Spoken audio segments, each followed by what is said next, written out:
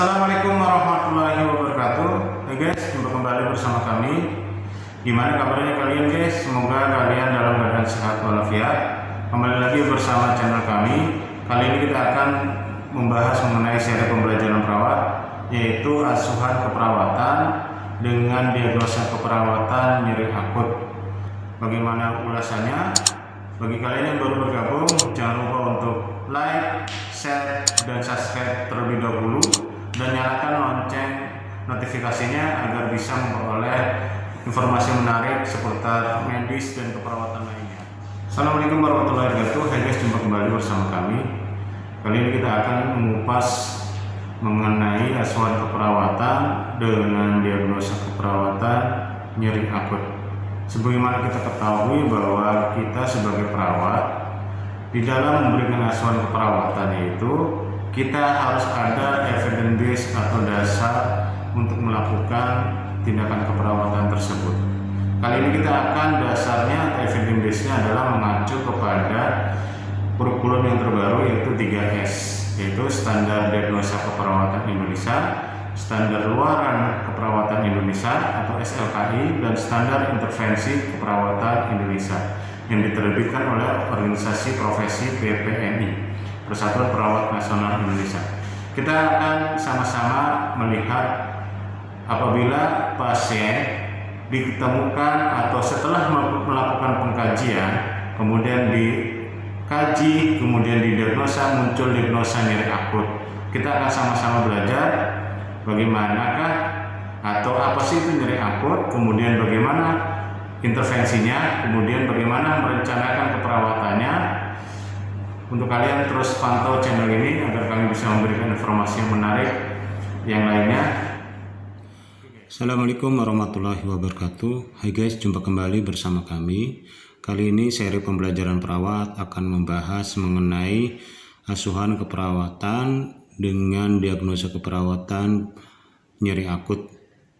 Nah, kita ketahui bahwa diagnosa keperawatan nyeri akut ini erat kaitannya dengan pasien-pasien yang dilakukan pembedahan di kamar operasi atau di instalasi bedah sentral. Pasien dengan nyeri, kita sebagai perawat harus mengetahui tata laksananya, mulai dari pengkajian, perencanaan, kemudian intervensinya, kemudian evaluasinya. Pada tahap diagnosa keperawatan kita harus mengetahui juga mengapa dan apa itu nyeri. Nah, ini kita akan mengacu pada buku 3S yang diterbitkan oleh Organisasi Profesi PPNI, Persatuan Perawat Nasional Indonesia, yaitu Standar Diagnosa Keperawatan Indonesia SDKI, kemudian Standar Luaran Keperawatan Indonesia SLKI, dan Standar Intervensi Keperawatan Indonesia. 3 buku acuan inilah yang akan menjadi dasar kita melakukan asuhan keperawatan pada pasien dengan nyeri akut. Nah, nyeri akut ini pada SDKI masuk kategori psikologis dan subkategori nyeri dan kenyamanan. Kodenya D.0077. Seperti kita ketahui bahwa nyeri adalah pengalaman atau perasaan tidak menyenangkan yang disebabkan karena adanya terputusnya kontinuitas jaringan. Sedangkan di sini kita mengacunya definisi nyeri adalah pengalaman sensorik atau emosional yang berkaitan dengan kerusakan jaringan yang aktual maupun yang fungsional dengan onset mendadak atau lambat dan berintensitas ringan hingga berat yang berlangsung kurang dari 3 bulan. Nah, ini kata kunci dari nyeri akut, bahwa nyerinya itu intensitasnya dari ringan hingga berat. Kemudian yang membedakan akut dengan kronis adalah durante atau masa nyerinya itu berlangsung dari 3 bulan.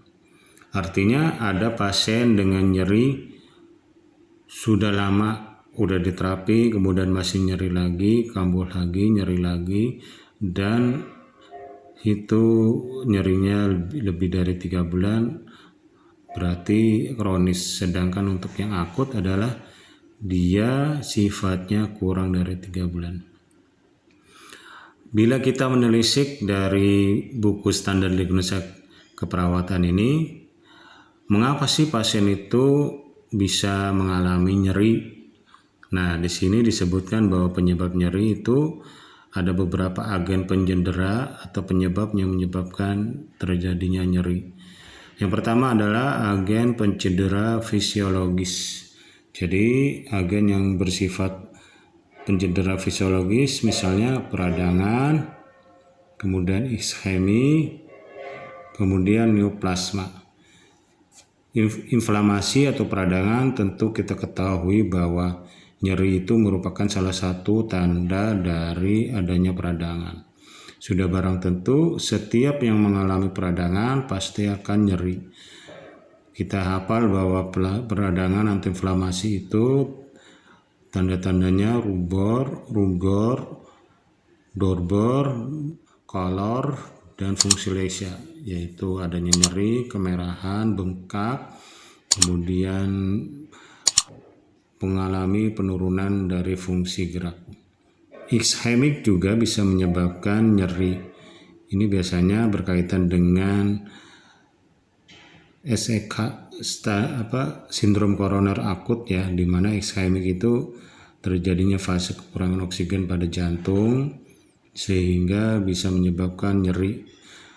Salah satu penyebab nyeri pada jantung atau yang ischemik adalah ketika kekurangan oksigen, maka akan menumpuknya asam laktat sehingga jantung akan terasa sakit. Nah, itu mengapa ischemik itu nyeri seperti itu kurang lebih. Kemudian neoplasma, sudah barang tentu neoplasma atau tumor ini dia mengalami nyeri karena adanya infiltrasi atau metatase, dia menekan jaringan sekitarnya. Karena neoplasma ini adalah jaringan yang tidak diinginkan dan dia terus berkembang, dia melakukan infiltrasi, mendesak jaringan sekitarnya sehingga dia bisa menyebabkan nyeri. Itulah mengapa pasien-pasien dengan neoplasma atau keganasan itu menyebabkan nyeri. Kemudian agen pencedera kimiawi. Yang kedua ini adalah penyebab nyeri yang disebabkan karena agen pencedera kimiawi. Misalnya terbakar, bahan kimia iritan. Tentu kita kalau sesuatu yang terbakar atau terkena luka bakar sudah barang tentu akan menghasilkan nyeri yang hebat, bahkan dengan luka bakar yang luas, durante nyerinya bisa masuk kategori nyeri hebat sehingga nyerinya sangat besar. Maka harus diintervensi bagaimana cara mengurangi rasa nyeri tersebut. Yang menjadi penyebab adanya nyeri akut selanjutnya adalah yang ketiga adalah agen pencedera fisik, misalnya adanya abses, kemudian amputasi, terbakar, dan terpotong. Kemudian mengangkat berat, prosedur operasi, trauma, latihan fisik yang berlebih. Inilah penyebab terjadinya nyeri pada pasien. Kita sebagai perawat ketika melakukan pengkajian sudah barang tentu harus mengkaji kenapa terjadinya nyeri. Misalnya, mengapa Bu, apa yang dirasa, bagaimana ceritanya tiba-tiba nyeri. Nah, harus diketahui seperti itu supaya kita bisa memberikan intervensi yang tepat. Misalnya, pasien dengan penyebab nyerinya karena terbakar, dengan nyeri yang disebabkan karena mengangkat berat, tentu intervensinya akan berbeda. Meskipun dalam intervensinya ada kesamaan, misalnya sama-sama manajemen nyeri supaya tidak nyeri, akan tetapi penyebab nyerinya ini karena berbeda, maka ada sesuatu yang berbeda pula dalam intervensinya gitu. Kita juga dalam melakukan pengajian harus mengetahui tanda dan gejala dari adanya nyeri. Kita ketahui bahwa dalam pengajian nyeri tentu menggunakan apa yang kita kenal itu dengan skala nyeri. Nah, ini skala nyeri. Metodenya bisa FLACC, Behavior Pain Scale maupun Baker-Wong-Fetch Scale. Nah, dan Visual Analog Scale atau Numeric Rating Scale. Namun ketika dalam pengajian juga kita harus memahami bahwa apa sih yang menyebabkan atau yang ada atau yang muncul ketika nyeri itu, baik tanda dan gejala dan tanda mayornya ini bisa ada subjektif dan objektif. Kalau yang subjektif itu biasanya pasien mengeluh nyeri. Nah, di sini juga perawat dituntut mampu mengeksplor bagaimana nyeri yang dirasa oleh pasien itu. Misalnya pasien datang ke fasilitas kesehatan, tiba-tiba, aduh tolong suster, dokter, saya sakit. Nah, ketika kita terima pasien itu, kita sambut, kita persilakan pasien untuk tidur atau posisi nyaman, kemudian kita sapa terlebih dahulu, Assalamualaikum Ibu, dengan si Ibu siapa namanya, sebutkan nama, tanggal lahir, kemudian perkenalkan diri, nama saya Ali, saya akan membantu merawat Ibu. Ibu apa yang dirasa? Nah, pertanyaannya langsung kepada pertanyaan terbuka. Jadi pertanyaan untuk mengeksplor nyeri, tidak pertanyaan tertutup. Ibu apa yang dirasa, bisa ceritakan? Nanti pasien akan bercerita langsung tuh. Iya nih, saya sakit nih. Baru sakitnya seperti apa Bu? Bisa digambarkan? Daerah mana Ibu? Bagaimana nyerinya? Kemudian Ibu menjalankan sakitnya, kemudian setiap berapa kali nyerinya Bu, ketika apa nyerinya. Nah, pengkajian yang mendalam ini perlu kita dapatkan agar supaya kita bisa memberikan intervensi yang terbaik. Dan juga selalu pasien dengan nyeri selalu menggunakan instrumen atau tool yang dinamakan skala nyeri. Pertanyaannya seperti ini, Ibu, ketika Ibu nyeri, saya punya alat instrumen seperti ini nih Bu. Kira-kira Ibu nyerinya di angka berapa Ibu kalau sesuai gambar yang saya tunjukkan ke Ibu ini.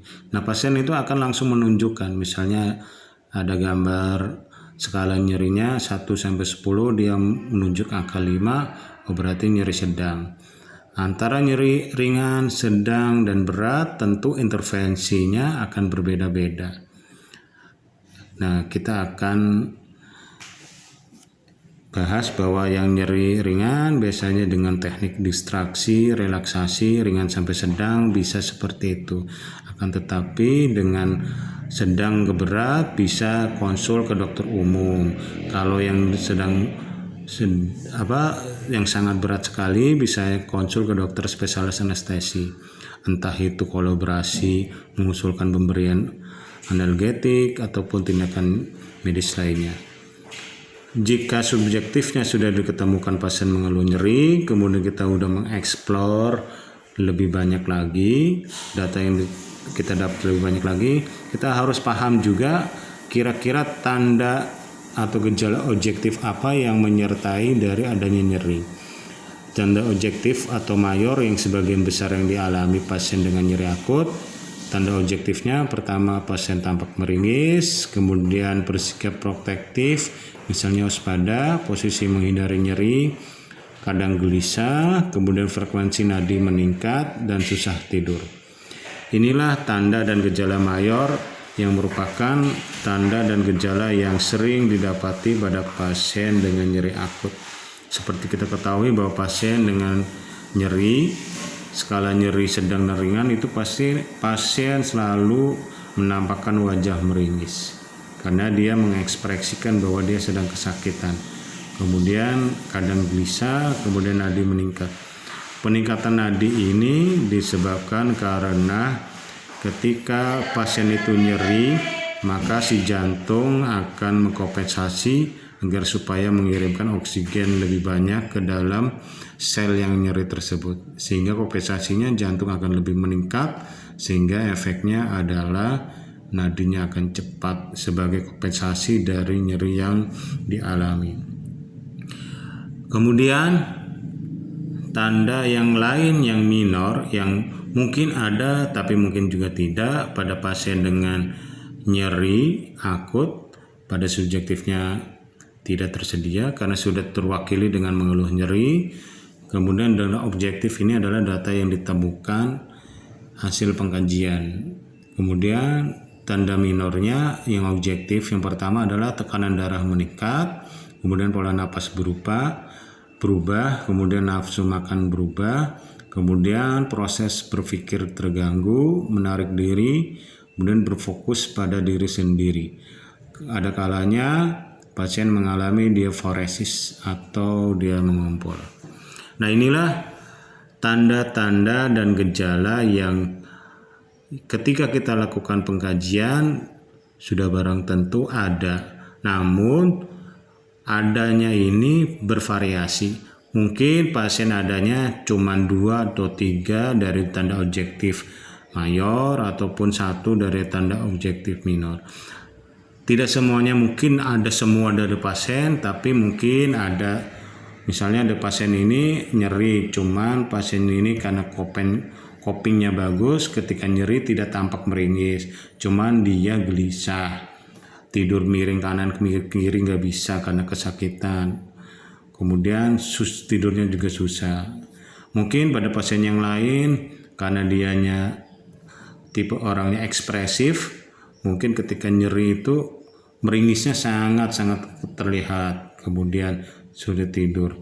Jadi inilah kita sebagai perawat harus memahami kalau pasien dengan nyeri itu tanda dan gejalanya seperti apa. Sehingga kita bisa memberikan intervensinya yang tepat, intervensi keperawatannya. Nah, kurang lebih tanda dan gejalanya seperti ini ya guys untuk pasien nyeri. Kemudian kita bertanya juga, berpikir kira-kira kalau pasien itu dengan diagnosa nyeri itu biasanya pada kondisi seperti apakah ini? Karena kita harus memahami pada pasien-pasien tertentu terjadinya nyeri akut, namun pada pasien-pasien tertentu juga tidak terjadi nyeri akut. Biasanya kondisi klinis yang terkait yaitu kondisi pembedahan. Tentu pembedahan ini menyebabkan nyeri karena adanya diskontinuitas jaringan akibat adanya pembedahan. Kemudian cedera traumatis, kemudian infeksi, sindrom koroner akut, dan glaukoma. Inilah kondisi penyakit-penyakit yang bisa menyebabkan terjadinya nyeri akut. Oke. Kemudian pada saat kita melakukan pengkajian nyeri, instrumen atau tool yang sangat berperan penting adalah formulir pengkajian nyeri, yaitu ada di rekam medis dengan menggunakan skala nyeri, kemudian didokumentasikan dan ditandatangani. Pengkajian nyeri dapat menggunakan instrumen skala nyeri seperti FLACC Behavior Pain Scale untuk usia kurang dari 3 tahun. Nah, ini untuk anak-anak pakai Flex Behavior Pain Scale. Kemudian kalau pasien usianya 3-7 tahun, ini menggunakan Becker-Wong-Veitch Scale untuk usia 3-7 tahun. Kemudian untuk yang dewasa, ini menggunakan Visual Analog Scale Numeric Rating Scale untuk usia di atas 7 tahun. Nah, instrumen penting inilah yang harus dikuasai oleh perawat sehingga bisa didapatkan data yang valid, kemudian data tersebut diolah untuk menjadi diagnosa, kemudian dari diagnosa dirumuskan intervensi atau perencanaannya seperti apa, baru ketika perencanaan itu dikasih durasi waktu, kita mau tercapai berapa kali dari 24 jam, apakah 2 kali 24 jam nyerinya teratasi atau menurun. Nah, inilah referensi yang digunakan untuk nyeri akut. Kali ini kita akan bahas diagnosanya. Untuk episode selanjutnya kita akan bahas rencana atau target intervensi dari keperawatan dari SLKI dan Psiki. Bagaimana episode selanjutnya? Terus pantau channel ini. Jangan lupa untuk like, share, dan subscribe agar kami bisa memberikan informasi yang menarik seputar keperawatan dan medis. Terima kasih. Assalamualaikum warahmatullahi wabarakatuh.